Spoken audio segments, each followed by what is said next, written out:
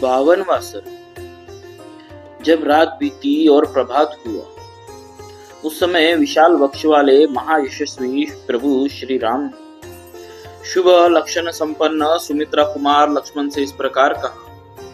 तात, भगवती रात्रि व्यतीत हो गई, आप सूर्योदय का समय आ पहुंचा है। वह अत्यंत काले रंग का पक्षी कोकिल कुहू कुहू बोल रहा है। वन में अव्यक्त शब्द करने वाले मयूरों की केका वाणी भी सुनाई देती है। अतः सौम्य, अब हमें तीव्र गति से बहने वाली समुद्र गामिनी गंगा जी के पार उतरना चाहिए। मित्रों को आनंदित करने वाले सुमित्रा कुमार लक्ष्मण ने श्री रामचंद्र के कथन का अभिप्राय समझकर गुह और सुमंत्र को बुलाकर पार उतरने की व्यवस्था करने के लिए कहा और स्वयं वे भाई के साथ आकर खड़े हो गए। श्री रामचंद्र जी का वचन सुनकर उनका आदेश शिरोधार्य करके श्री निषादराज जी ने तुरंत अपने सचिवों को बुलाया और इस प्रकार कहा, तुम घाट पर शीघ्र ही ऐसी नाव ले आओ जो मजबूत होने के साथ ही सुगमता पूर्वक खेने योग्य है। उसमें डांड लगा हुआ हो, कर्णधार बैठा हो तथा वह नाव देखने में सुंदर हो। निषादराज गुह का वह आदेश सुनकर उसका महान मंत्री गया और एक सुंदर नाव घाट पर पहुंचाकर उसने गुह को इसकी सूचना दी। तब गुह ने हाथ जोड़कर श्री रामचंद्र जी से कहा, देव, यह नौका उपस्थित है, बताइए इस समय आपकी और क्या सेवा करूं। देव कुमार के समान तेजस्वी तथा उत्तम व्रत का पालन करने वाले पुरुष सिंह श्री राम समुद्र गामिनी गंगा नदी को पार करने के लिए आपकी सेवा में यह नाव आ गई। अब आप शीघ्र इस पर आरूढ़ होइए। तब महातेजस्वी श्री राम गुह से इस प्रकार बोले, सखे, तुमने मेरा सारा मनोरथ पूर्ण कर दिया। अब शीघ्र ही सब सामान नाव पर चढ़ाओ। यह कहकर श्री राम और लक्ष्मण ने कवच धारण करके तरकस एवं तलवार बांधी तथा धनुष लेकर वे दोनों भाई जिस मार्ग से सब लोग घाट पर जाया करते थे उसी से सीता के साथ गंगा जी के तट पर गए। उस समय धर्म के ज्ञाता भगवान श्री राम के पास जाकर सारथी सुमंत्र ने विनीत भाव से हाथ जोड़कर पूछा, प्रभु, अब मैं आपकी क्या सेवा करूं। तब दशरथ नंदन श्री राम ने सुमंत्र को उत्तम दाहिने हाथ से स्पर्श करते हुए कहा, सुमंत्र जी, अब आप शीघ्र ही पुनः महाराज के पास लौट जाइए और वहां सावधान होकर रहिए। उन्होंने फिर कहा, इतनी दूर तक महाराज की आज्ञा से मैंने रथ द्वारा यात्रा की। अब हम लोग रथ छोड़कर पैदल ही महान वन की यात्रा करें। अतः आप लौट जाइए। अपने को घर लौटने की आज्ञा प्राप्त हुई देख सारथी सुमंत्र शोक से व्याकुल हो उठे और इक्ष्वाकु नंदन पुरुष सिंह श्री राम से इस प्रकार बोले, रघुनंदन, जिसकी प्रेरणा से आपको भाई और पत्नी के साथ साधारण मनुष्य की भांति वन में रहने को विवश होना पड़ रहा है, उस दैव का इस संसार में किसी भी पुरुष ने उल्लंघन नहीं किया। जब आप जैसे महान पुरुषवर यह संकट आ गया, तब मैं समझता हूं कि ब्रह्मचर्य पालन, वेदों के स्वाध्याय, दयालुता अथवा सरलता में भी किसी फल की सिद्धि नहीं। वीर रघुनंदन, इस प्रकार पिता के सत्य की रक्षा के लिए विदेह नंदिनी सीता और भाई लक्ष्मण के साथ वन में निवास करते हुए आप तीनों लोकों पर विजय प्राप्त करने वाले महापुरुष नारायण की भांति उत्कर्ष महान यश प्राप्त करें। श्री राम, निश्चय ही हम लोग हर तरह से मारे गए, क्योंकि आपने हम पूर्ववासियों को अपने साथ न ले जाकर अपने दर्शन जनित सुख से वंचित कर दिया। अब हम पापिणी कई के वश में पड़ेंगे और दुख भोगते रहेंगे। आत्मा के समान प्रिय श्री रामचंद्र जी से ऐसी बात कहकर उन्होंने दूर जाने को उद्यत देख सारथी सुमंत्र दुख से व्याकुल होकर देर तक रोते रहे। आंसुओं का प्रवाह रुकने पर आचमन करके पवित्र हुए सारथी से श्री रामचंद्र जी ने बारंबार मधुर वाणी में कहा, सुमंत्र जी, मेरी दृष्टि में इक्ष्वाकु वंशियों का हित करने वाला सुहृद आपके समान दूसरा कोई नहीं। आप ऐसा प्रयत्न करें जिससे महाराज दशरथ को मेरे लिए शोक न हो।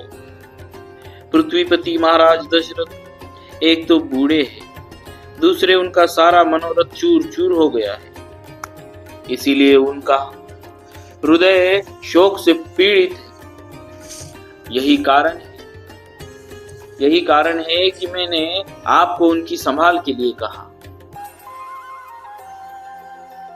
वे महामनस्वी महाराज कैकेयी का प्रिय करने की इच्छा से आपको जो कुछ जैसी भी आज्ञा दे उसका आप आदर पूर्वक पालन करें, यह मेरा अनुरोध है।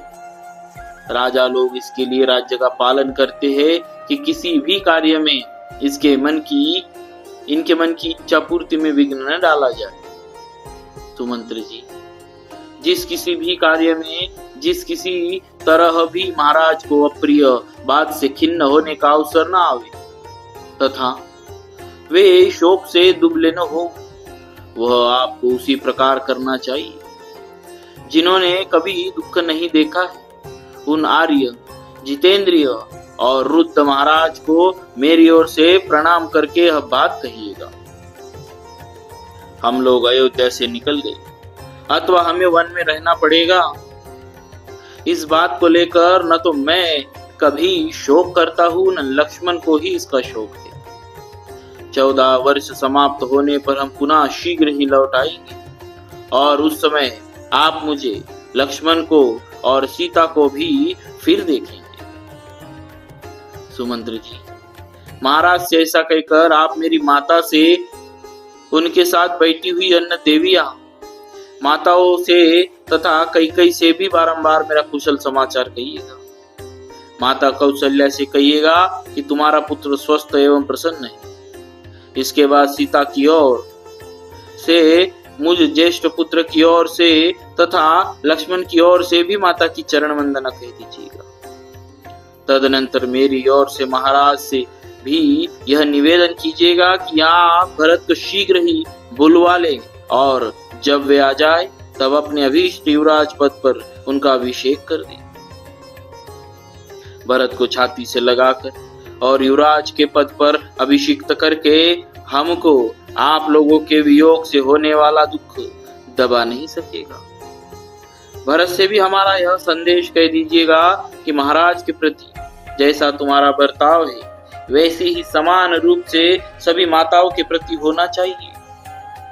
तुम्हारी दृष्टि में कैकेयी का जो स्थान है समान रूप से सुमित्रा और मेरी माता कौशल्या का भी होना चाहिए। इन सब में कोई अंतर न रखना। पिताजी का प्रिय करने की इच्छा से युवराज पद को स्वीकार करके यदि तुम राजकाज की देखभाल करते रहोगे तो यह लोक और परलोक में सदा ही सुख पाओगे। श्री रामचंद्र जी ने सुमंत्र को लौटते हुए जब इस प्रकार समझाया तब उनकी सारी बातें सुनकर वे श्री राम से स्नेह पूर्वक बोले, तात, सेवक का स्वामी के प्रति जो सत्कार पूर्ण बर्ताव होना चाहिए उसका यदि मैं आपसे बात करते समय पालन न कर सकूं, यदि मेरे मुख से स्नेहवश कोई धृष्टता पूर्ण बात निकल जाए तो यह मेरा भक्त है, ऐसा समझकर आप मुझे क्षमा कीजिएगा। जो आपके वियोग से पुत्र शोक से आतुर हुई माता की भांति संतप्त हो रही है, उस अयोध्यापुरी में मैं आपको साथ लिए बिना कैसे लौट कर जा सकूंगा। आते समय लोगों ने मेरे रथ में श्री राम को विराजमान देखा था, अब इस रथ को श्री राम से रहित देखकर उन लोगों का और उस अयोध्यापुरी का भी हृदय विदीर्ण हो जाएगा। जैसे युद्ध में अपने स्वामी वीर रथी के मारे जाने पर जिसमें केवल सारथी शेष रह गया हो, ऐसे रथ को देखकर उसकी अपनी सेना अत्यंत दयनीय अवस्था में पड़ जाती। उसी प्रकार मेरे इस रथ को आपसे सूना देखकर सारी अयोध्या नगरी दीन दशा को प्राप्त हो जाएगी। आप दूर रहकर भी प्रजा के हृदय में निवास करने के कारण सदा उनके सामने ही खड़े रहते। निश्चय ही इस समय प्रजा वर्ग के सब लोगों ने आपका ही चिंतन करते हुए खाना पीना छोड़ दिया होगा। श्री राम, जिस समय आप वन को आने लगे उस समय आपके शोक से व्याकुल चित्त हुई प्रजा ने जैसा आर्तनाद एवं क्षोभ प्रकट किया था उसे तो आपने देखा ही था। आपके अयोध्या से निकलते समय पूर्ववासियों ने जैसा आर्तनाद किया था, आपके बिना मुझे खाली रथ लिए लौटा देख वे उससे भी 100 गुना हाहाकार करेगी। क्या मैं महारानी कौशल्या से जाकर कहूंगा कि मैंने आपके बेटे को मामा के घर पहुंचा दिया है, इसीलिए आप संताप न करें। यह बात प्रिय होने पर भी असत्य है, अतः ऐसा असत्य वचन भी मैं कभी नहीं कह सकता। फिर यह अप्रिय सत्य भी कैसे सुना सकूंगा कि मैं आपके पुत्र को वन में पहुंचाया।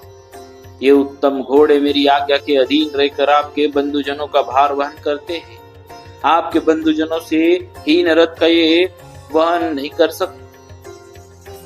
आपके बंधुजनों से ये हीन रथ का वहन नहीं करते हैं। ऐसी दशा में आपसे सूने रथ को ये कैसे खींच सकेंगे।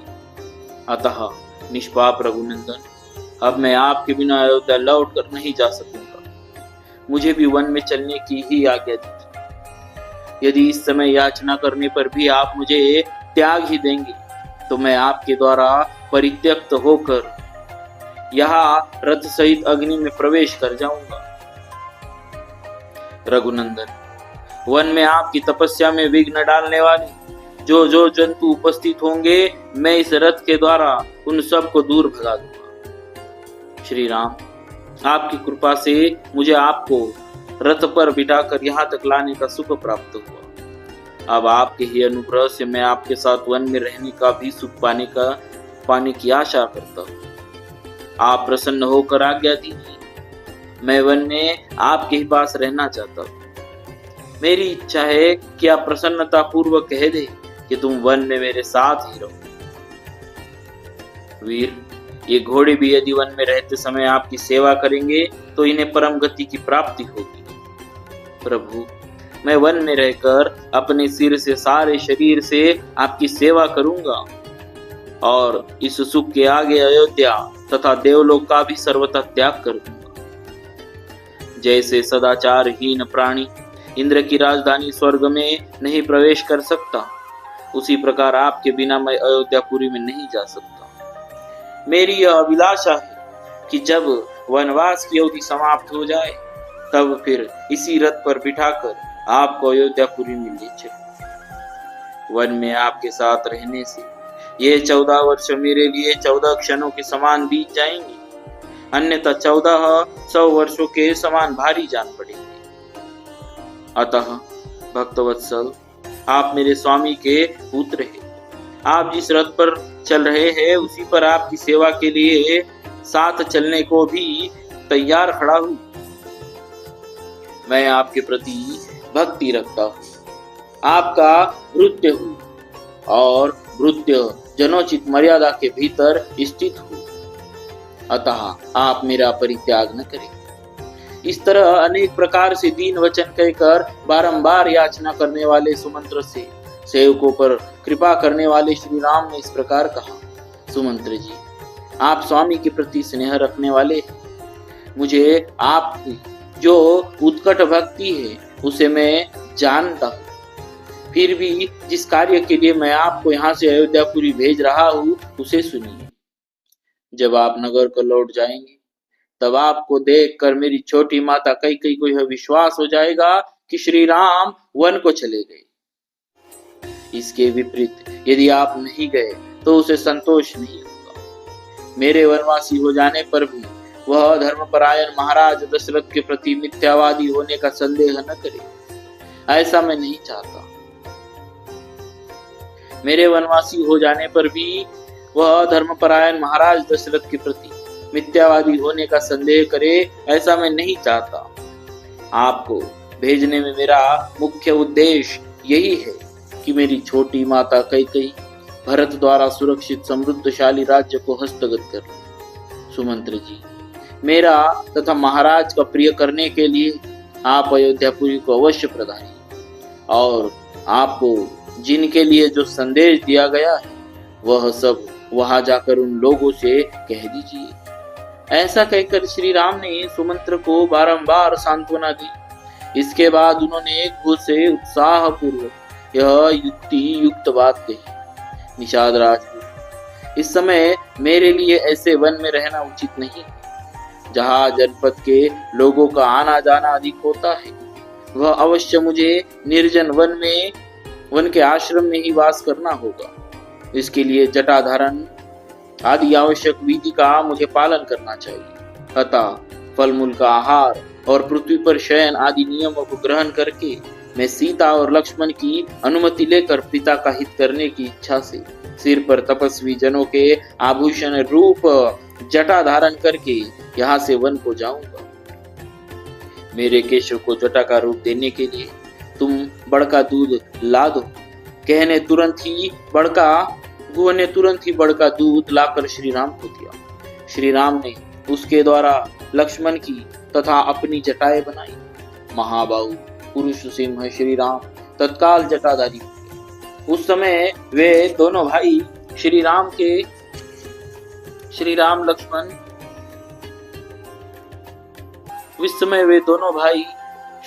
लक्ष्मण बलकल वस्त्र और जटा मंडल धारण करके ऋषियों के समान शोभा पाने लगे। तदनंतर वानप्रस्थ मार्ग का आश्रय लेकर लक्ष्मण सहित श्री राम वानप्रस्थोचित व्रत को ग्रहण किया। तत्पश्चात वे अपने सहायक घोर से बोले, निषादराज, तुम सेना, खजाना, किला और राज्य के विषय में सदा सावधान रहना, क्योंकि राज्य की रक्षा का काम बड़ा कठिन माना गया है। गुह को इस प्रकार आज्ञा देकर उससे विदा ले इक्ष्वाकु कुलनंदन श्री रामचंद्र पत्नी और लक्ष्मण के साथ तुरंत ही वहां से चले।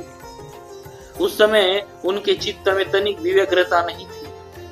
नदी के तट पर लगी हुई नाव को देखकर इक्ष्वाकु नंदन श्री राम ने शीघ्रगामी नदी गंगा नदी के पार जाने की इच्छा से लक्ष्मण को संबोधित करके कहा, पुरुष सिंह, यह सामने नाव खड़ी है। तुम मनस्विनी सीता को पकड़कर धीरे से उस पर बिठा दो, फिर स्वयं भी नाव पर बैठ जाओ। भाई का यह आदेश सुनकर मन को वश में रखने वाले श्री लक्ष्मण ने पूर्णतः उनके अनुकूल चलते हुए पहले मिथिलेश कुमारी माता सीता को नाव पर बिठा दिया, फिर स्वयं भी उस पर आरूढ़ हुए। सबके अंत में लक्ष्मण के बड़े भाई तेजस्वी प्रभु श्री राम स्वयं नौका पर बैठे। तदनंतर निषाद राज गुह ने अपने भाई बंधुओं को नौका खेने का आदेश दिया। महातेजस्वी श्री रामचंद्र जी भी उस नाव पर आरूढ़ होने के पश्चात अपने हित के उद्देश्य से ब्राह्मण और क्षत्रिय के जपने योग्य दैवी नाव इत्यादि वैदिक मंत्र का जप करने लगे। फिर शास्त्र विधि के अनुसार आचमन करके सीता के साथ उन्होंने प्रसन्न चित्त होकर गंगा जी को प्रणाम किया। महारथी लक्ष्मण ने भी उन्हें मस्तक झुकाया। इसके बाद श्री राम ने सुमंत्र को तथा सेना सहित गुह को भी जाने की आज्ञा दी। नाव पर भली भांति बैठकर मल्लाहों के उसे चलाने का आदेश दिया। तदनंतर मल्लाहों ने नाव चलाई। कर्णधार सावधान होकर उसका संचालन करता था। वेग से सुंदर डांड चलाने के कारण वह नाव बड़ी तेजी से पानी पर बढ़ने लगी। भागीरथ की बीच धारा में पहुंचकर सती साध्वी विदेह नंदिनी सीता ने हाथ जोड़कर गंगा जी से यह प्रार्थना की, देवी गंगे, ये परम बुद्धिमान महाराज दशरथ के पुत्र हैं और पिता की आज्ञा का पालन करने के लिए वन में जा रहे। ये आपसे सुरक्षित होकर पिता की इस आज्ञा का पालन कर सके, ऐसी कृपा कीजिए। वन में पूरे 14 वर्षों तक निवास करके ये मेरे तथा अपने भाई के साथ पुनः अयोध्यापुरी को लौटे। सौभाग्यशालिनी देवी गंगे, उस समय वन से पुनः कुशल पूर्वक लौटने पर संपूर्ण मनोरथ संपन्न हुई मैं बड़ी प्रसन्नता के साथ आपकी पूजा करूं। स्वर्ग, भूतल और पाताल तीनों मार्ग पर विचरने वाली देवी, तुम यहाँ से ब्रह्मलोक तक फैली हुई हो और इस लोक में समुद्र राज की पत्नी के रूप में दिखाई देती।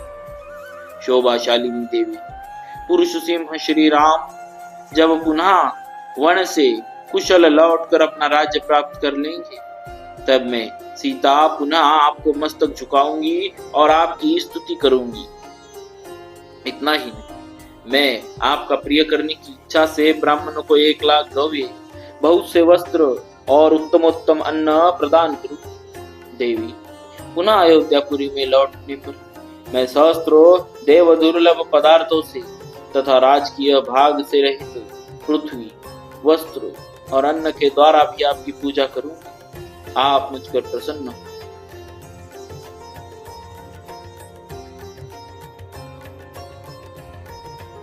आपके किनारे जो देवता, तीर्थ और मंदिर है, उन सब का मैं पूजन करूंगी। निष्पाप गंगे, ये महाबाहु पाप रहित मेरे पतिदेव मेरे तथा अपने भाई के साथ वनवास से लौटकर पुनः अयोध्या नगरी में प्रवेश करे। पति के अनुकूल रहने वाली सती साध्वी सीता इस प्रकार गंगा जी से प्रार्थना करती हुई शीघ्र ही दक्षिण तट पर जा पहुंची। किनारे पहुंचकर शत्रु को संताप देने वाले नरश्रेष्ठ श्री राम ने नाव छोड़ दी और भाई लक्ष्मण तथा विदेह नंदिनी सीता के साथ आगे को प्रस्थान किया। तदनंतर महाबाहु श्री राम सुमित्रानंदर लक्ष्मण से बोले, सुमित्रा कुमार, अब तुम सजन या निर्जन वन में सीता की रक्षा के लिए सावधान हो जाओ। हम जैसे लोगों को निर्जन वन में नारी की रक्षा अवश्य करनी चाहिए। अतः तुम आगे आगे चलो, सीता तुम्हारे पीछे पीछे चले और मैं सीता की तथा तुम्हारी रक्षा करता हुआ सबसे पीछे चलूंगा। पुरुष प्रवर, हम लोगों को एक दूसरे की रक्षा करनी चाहिए। अब तक कोई भी दुष्कर कार्य समाप्त नहीं हुआ है। इस समय से ही कठिनाइयों का सामना आरंभ हुआ है। आज विदेह कुमारी सीता को वनवास के वास्तविक कष्ट का अनुभव होगा। अब ये ऐसे वन में प्रवेश करेंगी जहां मनुष्यों के आने जाने का कोई चिन्ह नहीं दिखाई देगा। न धान आदि के खेत होंगे, न टहलने के लिए बगीचे, जहां ऊंची नीची भूमि होगी और गड्ढे मिलेंगे जिसमें गिरने का भय रहेगा। श्री रामचंद्र जी का यह वचन सुनकर लक्ष्मण आगे बढ़े। उनके पीछे माता सीता चलने लगी तथा माता सीता के पीछे रघुकुल नंदन प्रभु श्री राम थे। श्री रामचंद्र जी शीघ्र गंगा जी के उस पार पहुंचकर जब तक दिखाई दिए तब तक सुमंत्र निरंतर उन्हीं की ओर दृष्टि लगाए देखती रही। जब वन के मार्ग में बहुत दूर निकल जाने के कारण वे दृष्टि से ओझल हो गए, तब तपस्वी सुमंत्र के हृदय में बड़ी व्यथा हुई। वे नेत्रों से आंसू बहाने लगे। लोकपालों के समान प्रभावशाली वरदायक महात्मा श्री राम महानदी गंगा को पार करके क्रमशः समृद्धशाली वत्स देश प्रयाग में जा पहुंचे, जो सुंदर धन धान्य से संपन्न था। वहां के लोग बड़े अष्टपुष्ट थे। वहां उन दोनों भाइयों ने मृगया विनोद के लिए वराह, ऋष्य, पुरुषत और महारुरु इन 4 महामृगों पर बाणों का प्रहार किया। तत्पश्चात जब उन्हें भूख लगी तब पवित्र कंदमूल आदि लेकर सायंकाल के समय ठहरने के लिए वे सीता जी के साथ एक वृक्ष के नीचे चले गए। इस प्रकार श्री वाल्मीकि निर्मित आर्ष रामायण आदि काव्य के अयोध्या कांड में 52वां सर्ग पूरा हुआ। बोलिए श्री सीताराम जी महाराज की जय। भक्तवत्सल भगवान की जय।